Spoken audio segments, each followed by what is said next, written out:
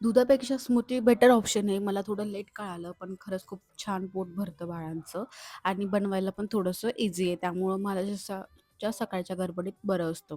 आणि बघा मी जे काम करते त्याला ते करायचंच असतं. कुठलंही असो, मी कांदा चॉपिंग असो की पोळी करणं असो, एक्स्ट्रा बेलणं आम्हाला ठेवायचं लागतं. आणि बघा सकाळी-सकाळी अंघोळ करून किती गोड बसलंय माझं बाळ, कारण टीव्हीवर फेव्हरेट कार्टून चालू होतं. थोड्या वेळ का होईना आमची टीव्ही अशी चालू असती. बघा मी मुद्दामून व्हिडिओ घेते आणि त्याला कळालं बघा कसं एक्सप्रेशन देतोय पूर्ण असं हे केल्यासारखं.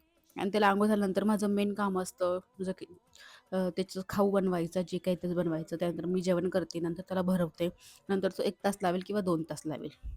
त्यानंतर दुपारीची झोप झाल्यानंतर पापडी सध्या त्याला मी देतीये, कारण अ, चावण्याचे थोडे-थोडे हळू त्याला कळते आणि पाण्याचा इंटेक पण वाढवतोय हळू कारण की त्याचं फीडिंग कमी होईल.